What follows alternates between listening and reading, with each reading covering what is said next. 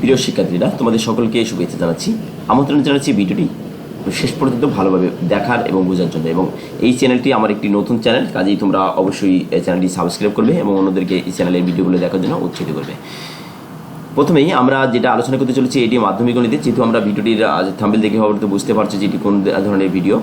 তারপরে আমি বলছি যে এটি হচ্ছে নবম দশম শ্রেণীর ত্রিকোণমিতিক অধ্যায়ের 9.2 যে অনুশীলনীর প্রশ্নগুলো রয়েছে, অনুশীলনীর প্রশ্নের সমাধান নিয়ে এই ভিডিওটি আমরা আলোচনা করব 18, 19 এবং 20 নম্বর প্রশ্নের সমাধান নিয়ে।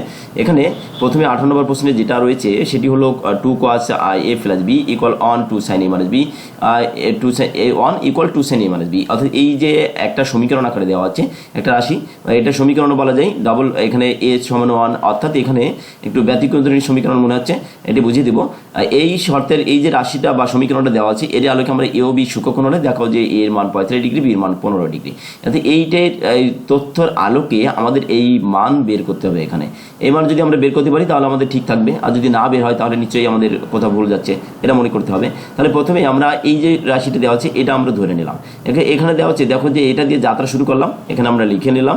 লিখে নেওয়ার পরে দেখো এখানে এই ধরার একটা নিয়ম আছে যে আমাদের প্রথমে এই যে 1 কিন্তু এই 1টা 2 দলে যাবে, অর্থাৎ 1 এর সাথে থাকবে একবার, আবার এর সাথে 1টা থাকবে, অর্থাৎ এইটা মানে 1, এইটা মানে 1। আমরা প্রথমে এইটা অংশ নিয়ে কাজ করব, তারপর 1 সমান 2 sin a minus b বা 2 sin a minus b equal 1 ধরবো।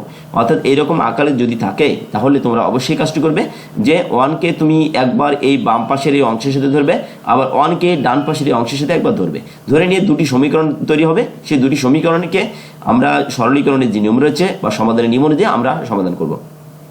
তা প্রথমেই আমরা এখানে 2 cos a plus b equal 1 আমরা লিখে নিলাম। আচ্ছা, 2 cos a plus b equal half. এই হাফ কেন হলো? এই যে 2 ছিল, 2 পক্ষান্তর করছি, আমি 1 এর নিচে নিয়ে চলে গেলাম। তাহলে এই হাফ cos কত ডিগ্রি মানে হাফ, সেটা আমাদের দিতে হবে। এবার আমরা যে মানের তালিকা থেকে জানি যে তোমাদের পাঠ্য বইয়ে মানে দেখবে 9.2 এর একটি তালিকা রয়েছে, তালিকাটি তোমরা আগেই ধারণায় নিবে, ব্রেনটে নিয়ে নিবে, তাহলে কিন্তু ভালোভাবে বুঝতে পারবে। কারণ মানে ছাড়া কোনো এই অধ্যায়ের কোনো অঙ্ক আমরা ওই তালিকার মান ছাড়া কোনো কিছু হবে না, হয় তোমরা মুখস্থ করবে, না হলে কোনো কৌশল করে এটা ধরে মনে করে রাখার চেষ্টা করবে। তাহলে আমরা এখানে এই হাফের পরিবর্তে আমরা কিন্তু cos 60 ডিগ্রি লিখলাম। যদি এর পাশে cos রয়েছে, এর পাশে cos রয়েছে, এই cos উভয় পক্ষ থেকে বাদ দিয়ে দিলাম।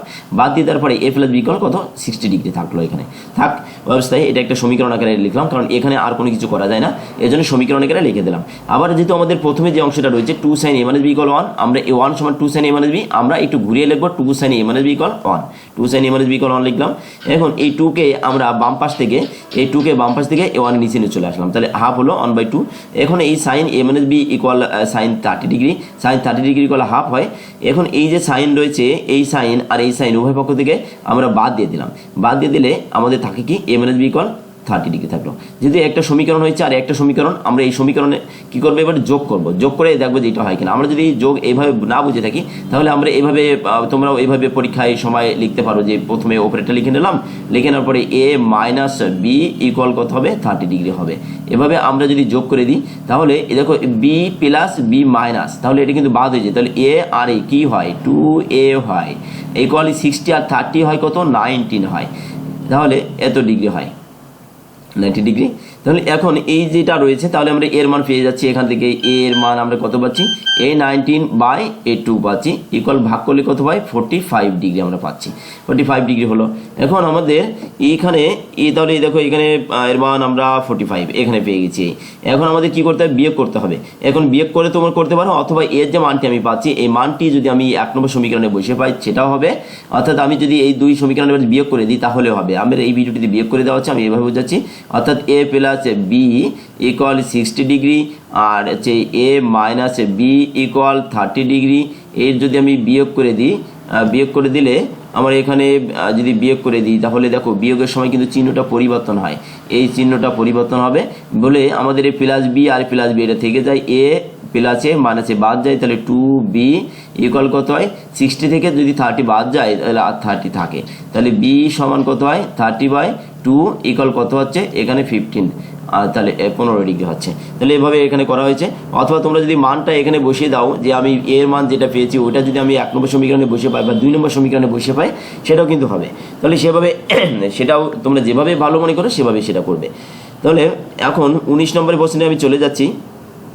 19 নম্বর প্রশ্ন একই নিয়মে যাবে, অর্থাৎ এই যে cos a minus b equal 1 2 sin a plus b equal √3 হলে a b সূচক হলে a এবং b এর মান নির্ণয় করো। প্রথম আগেটা কিন্তু মান দেওয়া ছিল, এর মান 45, b এর মান 15, এটা দেওয়া ছিল। এবার কিন্তু সেটা নাই, এটা কিন্তু যে মানটি হবে মানে কোথাও ভুল থাকবে না, আমরা একটা মান আমাদের বের করতে হবে। তাহলে আমরা একইভাবে যাত্রা শুরু করি। cos a minus b equal 1, cos a minus b equal 1 আমরা ধরে নিলাম। তাহলে 1 কত ডিগ্রি, এই যে পাশে cos আছে, এই কারণে আমরা দেখবো যে cos কত ডিগ্রির মান 1, আমরা জানি cos 0 ডিগ্রির মান 1, এই কারণে এখানে 1 এর জায়গায় আমরা cos 0 ডিগ্রি লিখলাম। এই পাশের এই cos আর এই পাশের এই cos উভয় পক্ষ থেকে বাদ দিয়ে দেবো, a minus b equal 0 থাকলো। এখন আমরা এই যে আরেকটি সমীকরণটা রয়েছে a 2 sin a plus b equal √3 ওটা লিখে নিলাম।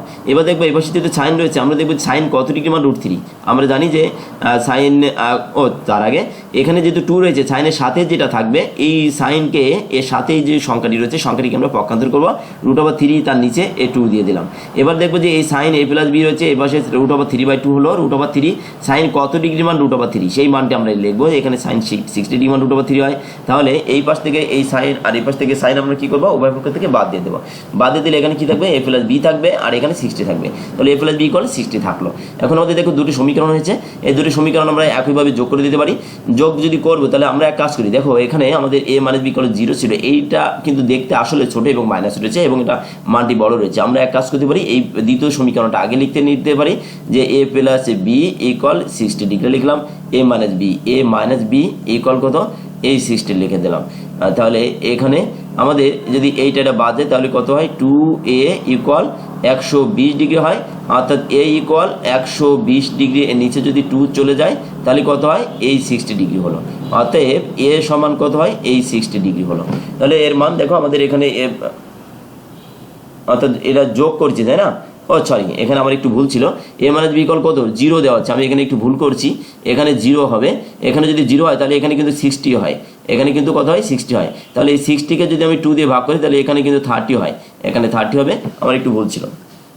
তাহলে এখানে 30 ডিগ্রি হলো। এখন এই 30 ডিগ্রি আমাদের দেখো এখানে বের করা হয়েছে, এই সমান 30 ডিগ্রি হয়েছে। এখন আমরা যদি বিয়োগ করি, অথবা বিয়োগ করতে পারি, অথবা আমরা বিয়োগ না করে যদি আমরা যদি মানটি বসে দিই, এর মান যদি আমি এই যে 2 নম্বর সমীকরণে যদি এর মান বসে পাই সেটাও হবে। অর্থাৎ 2 নম্বর সমীকরণটি ছিল আমার কত ছিল, এখানে এই 60 ছিল, এখন এর মান কত, 30 ডিগ্রি। তাহলে এখানে যদি আমি 30 বসাই প্লাস এই b বসাই, এই 60 বসালাম, এই b থাকলো, এই 60 থেকে যদি আমি 30 নিয়ে চলে যাই বাম পাশ থেকে ডান পক্ষে, তাহলে আমার কিন্তু 30 থাকে। তাহলে অতএব এইখানে বা দিতে হবে, বা অতএব আমরা দিতে পারি b এর মান 30 ডিগ্রি। দেখি এখানে কত বের হয়েছে, b এর মান 30 ডিগ্রি। অর্থাৎ তোমরা যদি বিয়োগ করো তাহলে কিন্তু ওই মানটি বের হবে, যদি আমরা বিয়োগ করি তাহলে মানটি বের হবে। যেমন আমরা এখানে বিয়োগ আমি একটু দেখাই যে a প্লাস b ইকুয়াল আমার ছিল কত, a প্লাস b ইকুয়াল ছিল 60 আর a মাইনাস b ইকুয়াল ছিল কত, 0। তাহলে যদি আমি এখানে মাইনাস দিই, এখানে প্লাস দিই, এখানে মাইনাস, অর্থাৎ এই বাদ যায় 2b, এই 2b ইকুয়াল কত থাকে, 60 থাকে। তাহলে b এর মান এই 60/2 হয়, এটাকে আমরা কত দিতে পারি, এত ডিগ্রি হয়। তাহলে অতএব এই b সমান কত হয়, 30 ডিগ্রি। এখানে সর্বদাই ডিগ্রি দেওয়ার চেষ্টা করবে, এই যে ডিগ্রি, কিন্তু কোন সর্বদা ডিগ্রিতে হয়, আচ্ছা রেডিয়ানেও হয়, কিন্তু এই ক্ষেত্রে আমাদের কোনটা ডিগ্রিতে হবে। আচ্ছা তাহলে আমাদের উত্তরটা পেয়ে যাচ্ছি। এখন আমাদের 20 নম্বর প্রশ্নে চলে যাচ্ছি। 20 নম্বর প্রশ্নে যেটা ছিল সেটি হলো cos a minus sin a by cos a plus sin a equal √3 - 1 by √3 + 1। এই মানটি আমরা সমাধান করার চেষ্টা করব এই সাহায্য নিয়ে। তার প্রথমে আমরা এটা লিখে নিচ্ছি, লিখে নেওয়ার পরে দেখো আমাদের যেহেতু একটা মানের দিকে যেতে হবে, ধাপে ধাপে মান বের করতে হবে, এই জন্য আমরা এখানে যে কোনো সব কিছু থাকলে তার মান বের হবে না, এই জন্য আমরা হয় cos তুলে দেবো, না sin তুলে দেবো, যে কোনো একটা কিছু করতে হবে। তো এই জন্য আমরা এখানে যোজন বিয়োজন করলাম। যোজন বিয়োজন করে দেখো যোজন বিয়োজন মানে কি, ওপরের যে রাশিটা থাকবে সেটা এই, তার সঙ্গে কিন্তু নিচেটা একবার যুক্ত হয়েছে, আবার ওপরেরটা যেটা আছে সেটা আবার লিখে নিলাম, এই নিচেই থাকবে সেটা, এবং নিচেরটা আমরা কি করবো, এখানে করে দিলাম। অর্থাৎ নিচের রাশির ক্ষেত্রে যখন লিখবো তখন কিন্তু এর আগে মাইনাস দিয়ে লিখবো। যোজন বিয়োজন মানে আগে যোগ করবো তারপর বিয়োগ করবো। যখন আমি বিয়োগ করছি তখন কিন্তু মাইনাস, এর আগে কি পড়ছে, মাইনাস পড়ছে, এই প্লাস দিয়ে সাথে যদি মাইনাস দিয়ে গুণ করে দেওয়া হয় তাহলে কিন্তু মাইনাস হয়ে যায়, এই জন্য এখানে কিন্তু প্লাস মানে মাইনাস হচ্ছে। অর্থাৎ এর আগে মাইনাস দিয়ে আমি গুণ করে দিচ্ছি, উপরেরটার সঙ্গে প্লাস ছিল, এই জন্য কোনো চিহ্ন পরিবর্তন হয় নাই, কিন্তু যখন আমি উপরেরটা যাতায় লিখলাম, লেখার পরে যখন আমি নিচেরটা লিখবো তখন কিন্তু আমার মাইনাস দিয়ে, এর আগে মাইনাস দিয়ে এখানে আমার লিখতে হচ্ছে। এই জন্য আমার এখানে বিয়োগ চিহ্নটা পরিবর্তন হয়ে যাচ্ছে। এখানে ডান পক্ষ তাই করা হচ্ছে, এই √3 এই অর্থাৎ এইখানে এই √3 -1 এর সঙ্গে আমি যুক্ত করছি √3 +1, নিচেও তাই লিখবো এই √3 -1। যখনই আমি বিয়োজন করছি তখন কি হবে, এটার সঙ্গে আবার কি হবে √3 +1। এখন এইটাকে যদি করা হয় √3 -1 প্লাস √3 +1, নিচে কি আছে √3 -1, এই মানে যে যখন গুণ করে যাচ্ছে -√3 প্লাসে মানে হচ্ছে -1। বিষয়টা কিন্তু এখানেও এই কাজটি করা হয়েছে, অর্থাৎ মাইনাস দিয়ে যখন গুণ করে দেয় চিহ্নটা পরিবর্তন হয়ে যায়। এখন আমাদের এখানে রয়েছে যে দেখো কাটাকাটি যদি করি আমরা, এখন একটু এই সাইনে প্লাস রয়েছে, এর আগে মাইনাস রয়েছে, এটা বাদ যায়। এখানে cos এর আগে মাইনাস রয়েছে, cos এর আগে প্লাস রয়েছে, বাদ যায়। তাহলে কি থাকে কি 2 cos থাকে, এখানে 2 cos থাকলো, মাইনাস সাইনে 2 সাইনে থাকলো, এখানে 2।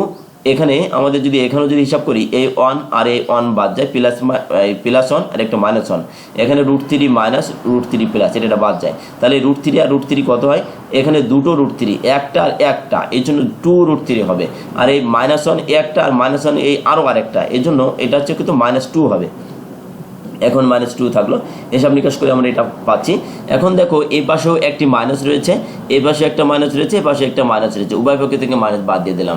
এই 2টা আর এই 2টা উপর নিচে বাদ হয়ে যায়, এই 2টা আর এই 2টা কাটাকাটি হয়ে যায়, তো বাদ হয়ে গেল। বাদ হয়ে গেলে cos/sin কি হয়, cot হয়। আর এখানে √3 থাকে, তাহলে cot a = √3, cot a = cot। এবার দেখো এখানে কিন্তু 2 বা 3 কোনো কিছু নেই, কাজেই আমাদের কোনো কিছু পক্ষান্তর করতে হবে না। এখানে এই √3 দেখবো, যেহেতু এর পাশে cot রয়েছে, এই পাশে এর জন্য আমরা তালিকা থেকে দেখবো যে cot কত ডিগ্রির মান √3, cot 3 ডিগ্রি মান √3। আমরা সেই √3 এর জায়গাটিতে আমরা cot 30 ডিগ্রি লিখে দিচ্ছি। লিখে দেওয়ার পরে এই কল কত হয় 30 ডিগ্রি। তাহলে আমাদের এর মান আমরা বের করতে পারছি। নিম্ন সমাধান এটাই। এই ভিডিওটির এটি ছিল শেষ প্রশ্ন।